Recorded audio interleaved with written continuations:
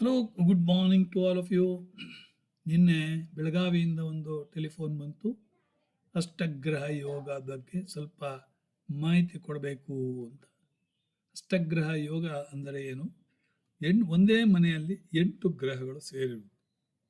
ಅದು ಯಾವಾಗ ಬಂದಿದೆ ಅಂದರೆ 1962 ಅಲ್ಲಿ ಬಂದಿದೆ, ನನಗೆ ನೆನಪು.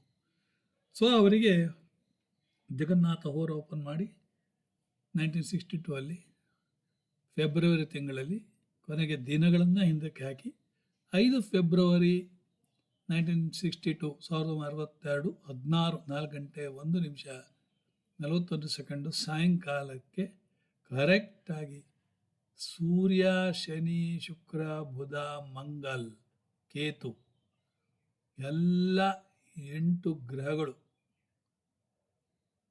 ಒಟ್ಟಿಗೆ ಮಕರದಲ್ಲಿ, ರಾಹು ಮಾತ್ರ ಕಟಕದಲ್ಲಿ, ಲಗ್ನ ಮಿಥುನವಾಗಿದೆ. ಸೊ ಈ ಅಷ್ಟಗ್ರಹದಿಂದ ಏನಾಗ್ತದೆ, ನಮ್ಮ ಭೂಮಿಯ ಮೇಲೆ ಪರಿಣಾಮ ಬೀಳುತ್ತದೋ ಅಂತ.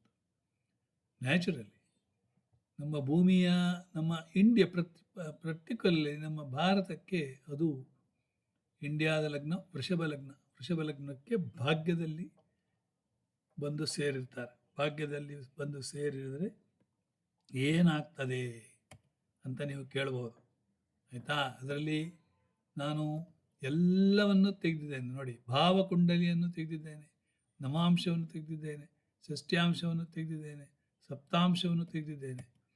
ಇದೆಲ್ಲ ಯಾಕಂದರೆ ಹೋರ, ದ್ವಾದಶಾಂಶ, ವಿಂಶಾಂಶ, ದೃಕ್ಕಾಣ, ಷೋಡಶಾಂಶ, ಸಿದ್ಧಾಂಶ ಇದೆಲ್ಲ ನಿಮ್ಮ ಇಂಡಿವಿಜುವಲ್ ಜಾತಕವನ್ನು ನೋಡಿ ಹೇಳಬೇಕಾದ್ರೆ ಬೇಕಾಗ್ತದೆ. ಅದೇ ಜನವರಿ 27ರಲ್ಲಿ ಒಂದು ಹುಡುಗಿ 1962ರಲ್ಲಿ ಬೆಳಗ್ಗೆ 8:25 ಜನ್ಮವನ್ನು ಎತ್ತಿದ್ಲು. ಅವಳ ಲಗ್ನ ಕುಂಭಲಗ್ನಕ್ಕೆ ಸರಿಯಾಗಿ ಅವಳು 5 ಅಡಿ 7-8 ಇಂಚು 7ರಿಂದ 8 ಇಂಚು ಹೈಟಲ್ಲಿದ್ದಾಳೆ. ರಾಹು ಅದೇ ಕಟಕದಲ್ಲೇ ಇದ್ದ. ಸೊ 8 ಗ್ರಹಗಳಲ್ಲಿ ಚಂದ್ರ ಮಾತ್ರ ಹಸ್ತ ನಕ್ಷತ್ರದಲ್ಲಿ ಕನ್ಯಾಕ್ಕೆ ಹೋಗ್ಬಿಟ್ಟ, ಅಂದರೆ ಅಷ್ಟಮಕ್ಕೆ ಚಂದ್ರ ಹೋಗ್ಬಿಟ್ಟ. ಸೊ ಅದರಿಂದ ತಾಯಿ ಅವರು ಇರುವಾಗಲೇ ತೀರ್ಕೊಂಡ್ರು ಅಂತೇಳಿ ತಿಳ್ಕೊಳ್ಳಿ. ತಂದೆಯು ಹಾಗೆ 12ನೇ ಮನೆಯಲ್ಲಿ ಸೂರ್ಯ ಶನಿ ಜೊತೆಗೆ ಎಲ್ಲ ಇರೋದ್ರಿಂದ ತಂದೆ ಕೂಡ ಮೊದಲು ತೀರ್ಕೊಂಡ್ರು, ತಂದೆ ಆಮೇಲೆ ತೀರ್ಕೊಂಡ್ರು. ಓಕೆ, ಈಗ ಅದರ ಬಗ್ಗೆ ವಿವರಣೆಯನ್ನು ನಾನು ಕೊಡಲಿಕ್ಕಿದ್ದೇನೆ. ಏನು, ಹೇಗೆ ದಶವನ್ನು ಹೇಗೆ ಅಲ್ಲ ಕುಂಡಲಿಯನ್ನು ಹೇಗೆ ನಿಮಗೆ ಹೇಳುವುದು ಅಂತ ನೋಡಿ. 12ನೇ ಮನೆ ಕಂಟೈನ್ಸ್ ಶುಕ್ರ. ಅದು ಲಾರ್ಡ್ ಆಫ್ 4000 9000, ಅಂದರೆ ಶುಕ್ರ 4ನೇ ಮನೆ ಅಧಿಪತಿ ಹಾಗೂ ಭಾಗ್ಯಾಧಿಪತಿ. ಅದೇ ಕುಜ 12ನೇ ಮನೆಯಲ್ಲಿದ್ದು ಅವನು 3ನೇ ಮನೆ ಅಧಿಪತಿ ಹಾಗೂ 10ನೇ ಮನೆ. 10ನೇ ಮನೆ ಅಂದರೆ ವೃತ್ತಿಯ ಮನೆ, 3ನೇ ಮನೆ ಅಂದರೆ ನೇಬರ್ಸ್, ಹಾಬೀಸ್, ಓಕೆ, ಬ್ರದರ್ಸ್ ಮನೆ. ಆಮೇಲೆ ಧೈರ್ಯದ ಮನೆ. 4ನೇ ಮನೆ ಸುಖದ ಮನೆ, ತಾಯಿಯ ಮನೆ, ಹೈಸ್ಕೂಲ್ ಎಜುಕೇಷನ್ ಮನೆ, ವಾಹನದ ಮನೆ ಹಾಗೂ ಅಮ್ಮನ ಮನೆ. ಓಕೆ, ಅದೇ 12ನೇ ಮನೆಯಲ್ಲಿ ಬೃಹಸ್ಪತಿ ಇದ್ದಾನೆ. ಬೃಹಸ್ಪತಿ 2 ಮತ್ತು 11ನೇ ಮನೆ ಅಧಿಪತಿ. ಅಂದರೆ 2 ಅಂದರೆ ಧನಸ್ಥಾನ, ಕುಟುಂಬ ಸ್ಥಾನ, ಮಾತಿನ ಸ್ಥಾನ. 11 ಅಂದರೆ ಮದುವೆ ಆದ ಮೇಲೆ ಆಗುವಂಥ ಪ್ರಾಫಿಟ್. ಇದೆಲ್ಲವುದು ಹೋಗಿ 12ನೇ ಮನೆಯಲ್ಲಿ ಹೋಗಿ ಸೇರ್ಕೊಂತು. ಅಂದರೆ ದುಡ್ಡು ಬರ್ತದೆ, ಖರ್ಚಾಗ್ತದೆ, ಪ್ರಾಫಿಟ್ ಲಾಭ ಆಗ್ತದೆ, ಖರ್ಚಾಗ್ತದೆ. ಸೊ ಆ ರೀತಿಯ ಒಂದು ಜಾತಕ. 12ನೇ ಮನೆಯಲ್ಲಿ ಶನಿ ಇದ್ದಾನೆ. 12ನೇ ಮನೆಯಲ್ಲಿ ಶನಿ ಇದ್ದರೆ ಎಕ್ಸ್ಪೆಂಡಿಚರ್ ಬಹಳಷ್ಟು ಜಾಸ್ತಿ. ಅದರಿಂದ ನಿದ್ದೆನೂ ಕಡಿಮೆ, ಐಸೋಲೇಷನ್ ಇರ್ತದೆ.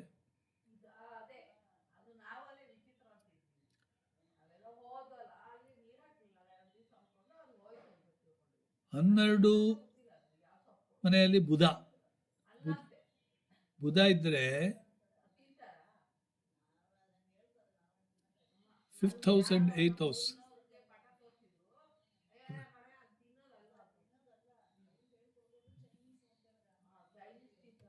ಬುಧ 5ನೇ ಮನೆ ಅಧಿಪತಿ ಆದ್ದರಿಂದ ಯೋಗಕಾರಕ ಗ್ರಹ.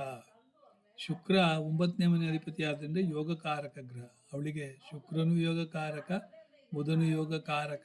ಸೊ ಲಕ್ಷ್ಮೀನಾರಾಯಣ ಯೋಗವನ್ನು 12ನೇ ಮನೆಯಲ್ಲಿ ಮಾಡಿದ್ರಿಂದ ಇವಳು ಪರದೇಶಕ್ಕೆ ಹೋಗುವಲ್ಲಿ ನಂಬರ್ 1 ಅಂತ ಹೇಳ್ಬೋದು.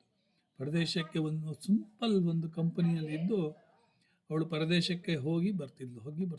ಮಕ್ಕಳು ಕೂಡ ಈಗ ಪರದೇಶದಲ್ಲಿ ಎಜುಕೇಷನ್ ಮಾಡಿದ್ದಾರೆ. ಯಾಕಂದರೆ 5ನೇ ಮನೆ ಅಧಿಪತಿ ಬುಧನಾಗಿದ್ದನ್ನು ಮಕ್ಕಳು ಬ್ರಿಲಿಯಂಟ್, ಭಾಳ ಒಳ್ಳೆ ಇಂಟೆಲಿಜೆಂಟ್ ಅಂತೇಳಿ ಅವಳು. ಇನ್ನು ಕೇತು 12ನೇ ಮನೆಯಲ್ಲಿ ಇರೋದ್ರಿಂದ ಎಷ್ಟೇ ಇದ್ದರೂ ಕೂಡ ಕೊನೆಯಲ್ಲಿ ಇವಳಿಗೆ ಯಾವುದರಲ್ಲಿ ಇಂಟ್ರೆಸ್ಟ್ ಇರೋದಿಲ್ಲ. ಮೋಕ್ಷ ಸ್ಥಾನದಲ್ಲಿ ಕೇತು ಇದ್ದಾನೆ, ಆಯಿತಾ.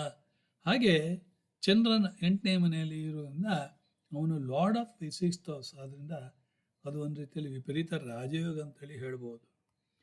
ರಾಹು 6ನೇ ಮನೆಯಿಂದ ಭಾಳ ಅನುಕೂಲ, ನೋ ಋಣ ಅಂದರೆ ಸಾಲವಿಲ್ಲ, ರೋಗವಿಲ್ಲ ಹಾಗೂ ಶತ್ರುವಿಲ್ಲ ಅಂತ. ಓಕೆ, ಅವಳು ಮೊದಲಿಗೆ ಯಾವುದೋ ಒಂದು ಆಸ್ಪತ್ರೆಯಲ್ಲಿ ನರ್ಸಾಗಿ ಕೆಲಸ ಮಾಡಿದ್ದು, ಆಮೇಲೆ ಒಂದು ಕಂಪನಿಯಲ್ಲಿ ಸೇರ್ಕೊಂಡ್ಬಿಟ್ಲು. ಒಳ್ಳೆಯ ರೀತಿಯಲ್ಲಿ ಇವರಿಗೆ ನೋಡಿ, ಶುಕ್ರ ಕ್ಯಾನ್ಸರ್ನ ಕಟಕ ರಾಶಿಯನ್ನು ನೋಡ್ತಾ ಇದ್ದಾನೆ 7ನೇ ಮನೆ, 7ನೇ ಆಸ್ಪೆಕ್ಟ್ಸಿಂದ. ಸೂರ್ಯ, ಎಲ್ಲ ಗ್ರಹಗಳು 7ನೇ ಮನೆ ನೋಡ್ತಾ ಇದ್ದಾರೆ ನೋಡಿ. ಇದು ಭಾಳ ಕಷ್ಟ ಹೇಳಲಿಕ್ಕೆ. 6ನೇ ಮನೆ ಕಟಕ ರಾಶಿ, ಸೊ 6ನೇ ಮನೆ ಕಟಕ ರಾಶಿ, ಅದನ್ನು ಭಾಳ ಕಷ್ಟ. Mars also aspect 3rd house Aries through 4th aspects Cancer through its direct aspects Leo. Okay, Mangal 4, 7 ಮತ್ತು 8ನೇ ಆಸ್ಪೆಕ್ಟ್ ಇದೆ. ಅದೇ ರೀತಿ ಸೂರ್ಯನಿಗೆ ಡೈರೆಕ್ಟ್ ಆಸ್ಪೆಕ್ಟ್, ಶುಕ್ರನಿಗೆ ಡೈರೆಕ್ಟ್ ಆಸ್ಪೆಕ್ಟ್. ಓಕೆ, ಸೊ ಇಲ್ಲಿ ಡಿಗ್ರಿಯನ್ನು ನೀವು ನೋಡಿದಾಗ ಆಲ್ಮೋಸ್ಟ್ 2 ಗ್ರಹಗಳನ್ನು ಬಿಟ್ಟರೆ, ಸೂರ್ಯ ಮತ್ತು ಶುಕ್ರನ ಬಿಟ್ಟರೆ ಮತ್ತೆಲ್ಲವೂ ಮೃತಾವಸ್ಥೆ, ಬಾಲ್ಯಾವಸ್ಥೆ ಹಾಗೂ ವೃದ್ಧಾವಸ್ಥೆಯಲ್ಲಿ ಇದ್ದಾರೆ. ಅದರಿಂದ ಅಲ್ಲಿ ಪರಿಹಾರ ಮಾಡಬೇಕಾಗತ್ತೆ. Okay, as far as cleanliness concern, Shani, Mangal, Ketu 12ನೇ ಮನೆ, ಸೂರ್ಯ ಕೂಡ 12ನೇ ಮನೆ, ಅದರಿಂದ ಭಾಳ ಅನ್ಕ್ಲೀನ್ಡ್ ಲೇಡಿ ಅಂತೇಳಿ ಹೇಳ್ಬೋದು. ಹಾಗೆ ಕೆಲವು ಬಾರಿ ಓಕೆ ನೀಟಾಗಿ ಇಟ್ಕೊಂಡಿರ್ತಾರೆ. ಲಗ್ನಾಂಶ D9 ಚಾರ್ಟಲ್ಲಿ ರಾಶಿಯಲ್ಲಿ ಹೇಗೆ ಲಗ್ನ ಇದೆ ಅಂತೇಳಿ ಶಿಫ್ಟ್ ಮಾಡಿದರೆ ಆವಾಗ ಬೃಹಸ್ಪತಿ ಚಂದ್ರ ಕಾಸಿಂಗ್ ಗಜಕೇಸರಿ ಯೋಗ ನವಾಂಶದಲ್ಲಿ ನೋಡಿ. ಸೊ ಇದು ಆಮೇಲೆ ಎಲ್ಲಿ ಚಂದ್ರನ ಮೇಲೆ 9ನೇ ಮನೆ, ಅದರಿಂದ ಡೈವರ್ಸ್ ಇಸ್ ರೂಲ್ಡ್ ಔಟ್ ಅಂತೇಳಿ ಹೇಳ್ಬೋದು. 4ನೇ ಮನೆಯಲ್ಲಿ 8 ಗ್ರಹಗಳಿಂದ she is enjoying full happiness. Okay, so ಅದೆಲ್ಲ. ಆಮೇಲೆ ದೊಡ್ಡ ವಾಹನ ಕೂಡ ಇದೆ. ಆರೂಢ ಲಗ್ನ, ಧನುರ್ ಲಗ್ನ, 2ನೇ ಮನೆಯಲ್ಲೇ ಈ 8 ಗ್ರಹಗಳಿಂದ ಹಣಕ್ಕೆ ಬ್ಯಾಂಕ್ ಬ್ಯಾಲೆನ್ಸ್ ಏರ್ತಾ ಇರುತ್ತೆ. ಸೊ ಆರ್ಗ್ಯುಮೆಂಟೇಟಿವ್, ಯಾಕಂದರೆ ಬೃಹಸ್ಪತಿ ಮತ್ತು ಶುಕ್ರ ಒಟ್ಟಿಗಿಂದ ವೆರಿ ಆರ್ಗ್ಯುಮೆಂಟೇಟಿವ್. ಬುಧ ಮತ್ತು ಶುಕ್ರ ಇರೋದ್ರಿಂದ ಲಕ್ಷ್ಮೀನಾರಾಯಣ ಯೋಗ ಎಲ್ಲ ಏನಂದರೆ 12ನೇ ಮನೆಯಲ್ಲಿ. All these are in 2nd house. ಆರೂಢ ಲಗ್ನದಿಂದ ಒಳ್ಳೆ ಫಸ್ಟ್ ಕ್ಲಾಸ್ ಆಗಿ ಹಣ ಇದೆ.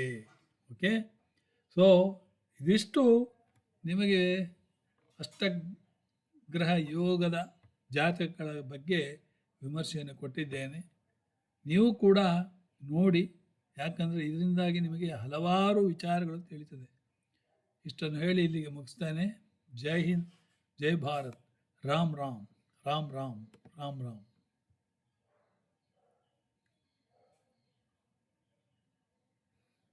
ಇನ್ನೂ 8:55 ಆದ್ದರಿಂದ ಸೊ ಇನ್ನು ನಿಮಗೆ ಕೆಲವು ಬಾರಿ ಹೇಗೆ ಮಾಡುವುದು ಅಂತೇಳಿ ತೋರಿಸ್ತೇನೆ ನೋಡಿ. ಅದನ್ನು ನಿಮಗೆ ಜಗನ್ನಾಥ ಹೋರಾದಲ್ಲಿ ನೋಡಿ. ಈಗ ಫಸ್ಟು ನಾನು ಡಿಸೆಂಬರಿಂದ ಹೋಗ್ತಾನೆ. ಡಿಸೆಂಬರ್ 1962. ಓಕೆ, ಇಲ್ಲಿ 10ನೇ ತಾರೀಕು ಆಗ್ತಾನೆ. ಇಲ್ಲಿ ಒಂದು ಸುಮ್ಮನೆ 16. Okay, Bangalore, India. ಓಕೆ ನೋಡಿ, ಇಲ್ಲಿ ಬಂತು ನೋಡಿ. ಓಕೆ, ಈಗ 62ಇಂದ ನಾನು ಮಂತ್ ರೆಡ್ಯೂಸ್ ಆಗ್ತಾ ಹೋಗ್ತಾನೆ ನೋಡಿ. ಇಲ್ಲಿ ರೆಡ್ಯೂಸ್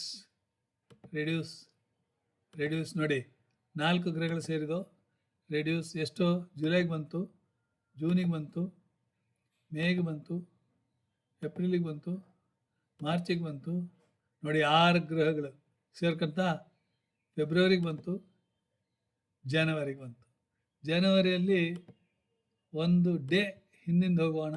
ನೋಡಿ ಚಂದ್ರ ಹಿಂದಕ್ಕೆ ಬರ್ತಾನೆ, ನೋಡಿ ಚಂದ್ರ ಬಂದ. ಆಮೇಲೆ ನಿಮಗೆ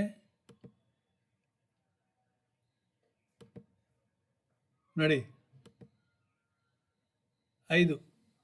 5ನೇ ತಾರೀಕು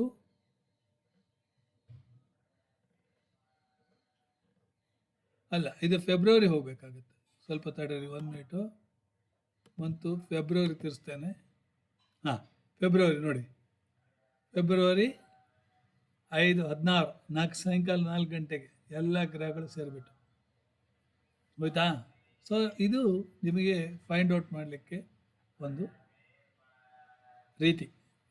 ನಮಸ್ಕಾರ.